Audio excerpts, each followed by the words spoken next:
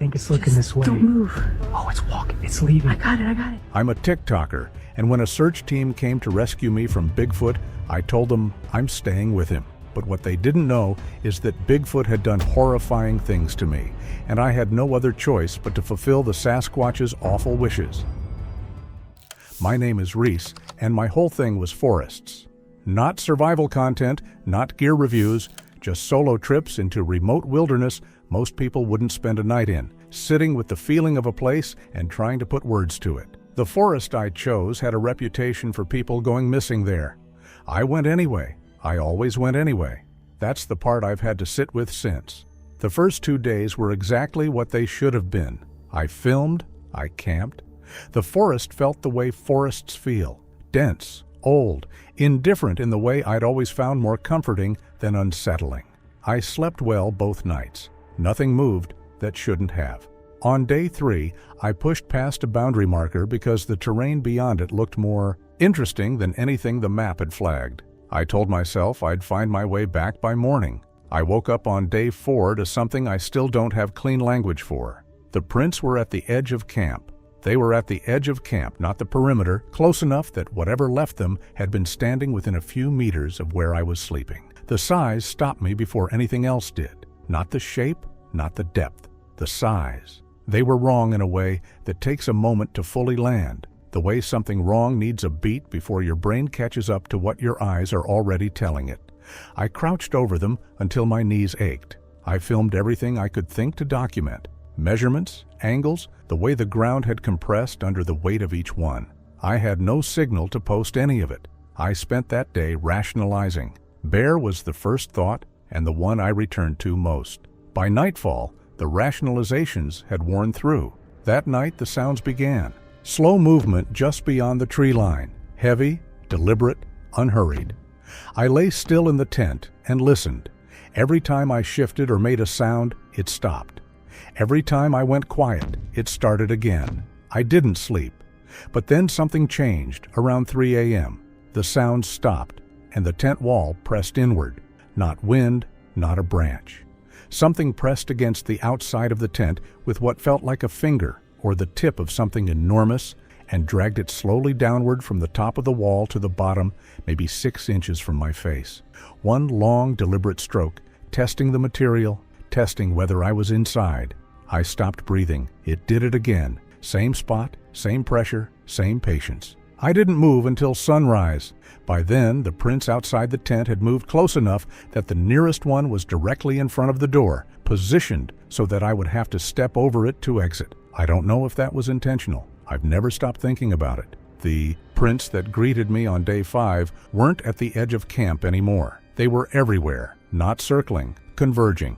Every set pointed inward toward the tent from different angles, as though multiple approaches had been considered and abandoned. The toe impressions on the nearest set were crushed deeper than the heel, the weight distribution of something that had been leaning forward, toward the door. I spent day 5 trying to find the boundary marker. I walked for hours in what felt like the right direction. The marker never appeared. The forest looked the same in every direction, not accidentally disorienting, but deliberately so. The way something feels when you understand you're not navigating it freely. I made it back to camp before dark. My food bag was gone. Not dropped, not torn open. Gone. The line I'd strung it on had been snapped. Not cut, snapped. And the bag had been removed entirely. The night the food bag disappeared, I didn't see the thing that took it, but I heard enough to understand exactly how little the cord I'd tied had mattered. I woke sometime in the early hours to a slow, deliberate strain coming from above the tent. At first, I thought it was wind pulling on the branch the line was tied to, but the tension didn't fluctuate the way wind does. It increased gradually, like something heavy was testing the resistance of the cord 1 inch at a time. The nylon line creaked, then stretched, then snapped with a sharp crack that echoed through the clearing. For a moment, everything was quiet again. I lay still inside the sleeping bag, staring at the fabric wall inches from my face, listening to my own breathing and trying to decide whether to unzip the door and look. Before I could make that decision, the bag hit the ground outside with a soft thud. The sound that followed wasn't tearing or ripping. It was the quiet movement of something handling the bag carefully, lifting it, adjusting its grip.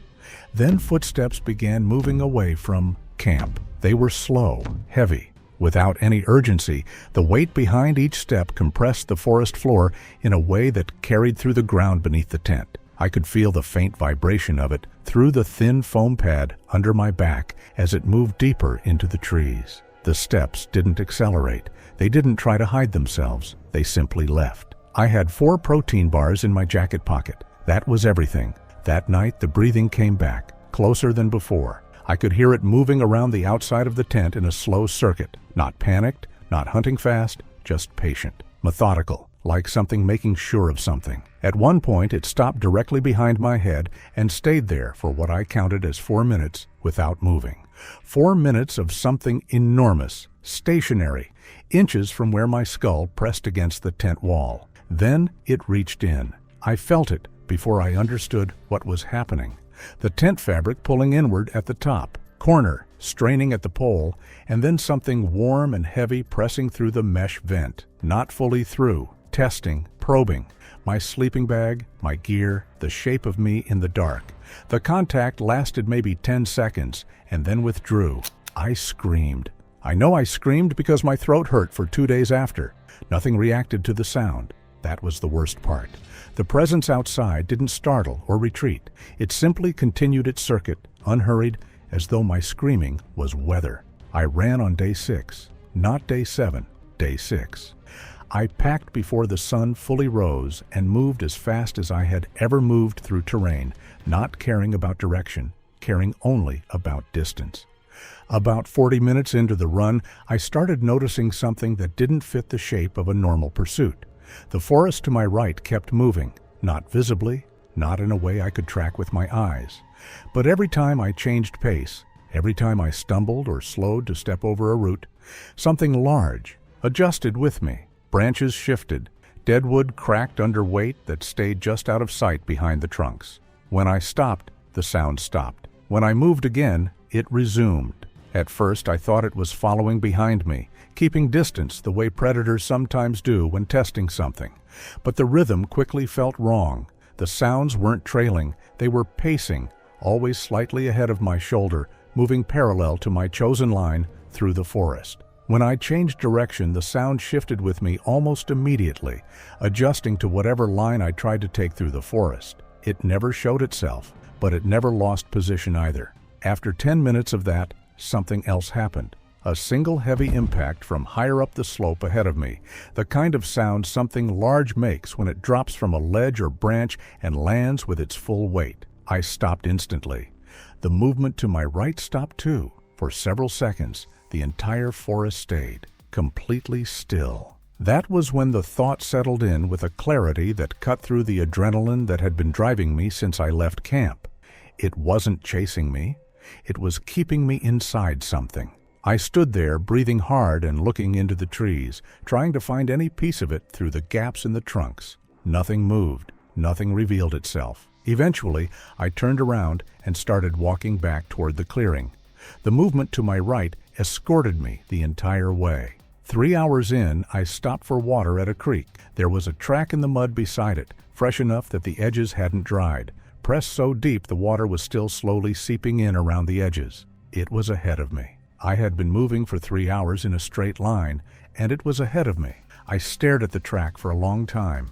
I thought about what that meant, the speed required, the knowledge of terrain required, the understanding of where I was going that I hadn't even made a decision about yet. Then I turned around and walked back toward the campsite because I didn't know what else to do with the understanding that was forming. The campsite, when I returned, had been changed. My tent had been moved, not destroyed, moved. Relocated approximately 15 meters from where I had set it up, the stakes redriven into the ground, the door facing a different direction, facing the tree line. My gear was inside, undisturbed, arranged the same way I had arranged it. The sleeping bag was laid out, like a bed that had been made for me. I stood there in a silence I can't fully describe. I was being managed. That is the word I kept coming back to. Not hunted, managed, directed. The food was gone, so I would need to eat what was provided. The running was cut off, so I would need to stop running. The tent was moved, so I would sleep where it chose. I was learning my parameters. The first offering appeared late the next afternoon. I had spent most of the day sitting in the shade beside the tent trying to decide how quickly I should burn through the last of the protein bars in my pocket. Sometime during one of the long stretches where I must have been staring at the ground without really thinking, a small pile of berries appeared at the edge of the clearing. I didn't hear anything approach. One moment the space beside the tree line was empty. The next, there was a flat stone sitting there with dark berries arranged across the surface. The stone hadn't been there earlier. I was almost certain of that. By that point, I had walked the perimeter of the clearing so many times that new shapes tended to stand out immediately, which meant the stone had been carried in along with the berries. I crouched a few feet away from it and studied them for a long time before reaching out. They were the kind that grew naturally in the region. I had eaten them before on other trips without any preparation. The unsettling part wasn't identifying them. The unsettling part was the placement. They weren't scattered or dropped. They had been arranged in a tight cluster in the center of the stone, as if whoever had placed them there had taken the time to make sure they wouldn't roll off. I remember looking toward the tree line and wondering how long it had been standing there watching me decide. Eventually, hunger won the argument. I ate them. That night, the movement around the clearing stayed further back in the trees than it had the night before. The things left at the edge of camp started that same night. Foraged items, placed just inside the perimeter, at a distance that implied a spatial awareness I didn't want to think about too hard. I understood the exchange being offered. I ate because I needed to eat and because the protein bars were gone, and because some part of me had already begun to understand that my choices were being narrowed in a very specific direction. On day 8, I tried to leave again. This time I climbed. Elevation, moving up and out, trying to get above the tree line where I could see, where I might signal, where the terrain might give me an advantage I didn't have on the ground. I made it halfway up the ridge before I heard it above me, not below, above, between me and the summit, moving parallel to my path, matching my pace exactly. I stopped. It stopped. I moved left along the slope. It moved left. It stayed above me, not descending, not attacking, just present at a higher elevation, blocking, deliberate in a way that felt like experience, like it had done this before with other things that had tried to climb out. I came back down. The closest I came to actually leaving happened on the 9th day. About 2 miles from the clearing, I found a narrow ravine where a fallen pine had created a natural bridge across the gap. The trunk was thick enough that I could walk along it carefully without losing my balance, and the opposite side of the ravine rose toward higher ground where the forest thinned enough that I might have been able to see landmarks. For the first time since the running incident on day 6, the terrain in front of me looked like a genuine exit. I stepped onto the trunk slowly and began working my way across. Halfway over it, something landed on the trail behind me. The impact was heavy enough that the entire log shifted under my feet. I turned and saw it clearly for the first time. The scale of it didn't register all at once. What I noticed first were individual pieces, the width of the shoulders between the trees, the length of the arms hanging down past the hips, the slow movement of the chest, rising and falling as it breathed. It took a single step forward. The trunk shook again. My balance wavered, and I had to crouch slightly to keep from slipping. Then it reached down with one hand and pushed against the log, not violently, just firmly. The wood cracked through the center with a sharp sound and collapsed into the ravine below, taking the crossing with it. The creature stepped back. From the edge, I stood on my side of the ravine, staring down at the broken trunk 20 feet below, understanding in a way that didn't require interpretation what had just happened. That route was no longer available to me. I walked back to the clearing without trying to find another one. My camera was gone when I returned to camp. Not the bag. I had the bag, but the camera body itself had been removed and replaced with the lens cap I had lost on day 4 at my first campsite. Placed in the center of the tent floor, a message I understood immediately. I have been with you since the beginning. I have been to every place you have been, and now I have the only record you had. I sat on the ground outside the tent until the light changed. Day 10. Something changed in the pattern. The nighttime presence came earlier, before full dark while I could still see. It stood at the near edge of the tree line and watched me, not hidden, visible. For the first time I got a full sense of the scale of it, backlit by the last gray light, and the scale was something I am not going to try to put numbers to, because the numbers don't communicate the reality of it. It stayed until I went into the tent. Then it left. It came back at 2 a.m. and stayed until dawn. This became the pattern. Present at dusk, present through most of the night, gone for short windows, always aware of where I was, always between me and the direction I would have needed to travel to find help. On day 12, I understood that I was not going to leave without it deciding to let me leave. I understood this the way you understand something you have been refusing to look at directly, not as a new piece of information, but as a truth that had been accumulating for days and finally became impossible to look away from. I was not a visitor who had overstayed. I was not even a captive in a conventional sense. I was something it had decided to keep, and the keeping had been arranged with a thoroughness and intelligence that I had no useful response to. I filmed a voice memo that day, not for posting, just to have a record. I described where I was, what had happened, how my options had been systematically removed. I said that I had not been physically harmed, and that I did not believe the goal was harm. I said that I believed the goal was something else, which was in some ways more frightening, because harm has an end, and this didn't seem to. I said that I was terrified, and that I was complying because complying seemed like survival. Then I stopped the recording and sat with the dark. Day 13, I stopped trying to map exits, not because I had accepted the situation, I want to be very clear about that, but because the energy I had been spending on exits had been consistently, methodically redirected. Every route tested and cut off, every resource removed and replaced, every attempt at distance answered with presence at the destination before I arrived. What I did instead was watch. I watched how it moved when it chose to be visible, what it responded to.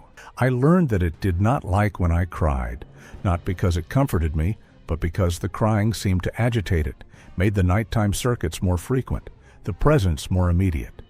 I learned that sitting still was rewarded with distance, that eating what was brought was answered with quiet, that certain sounds I made were mirrored back at me from the tree line in a way I tried not to examine too closely.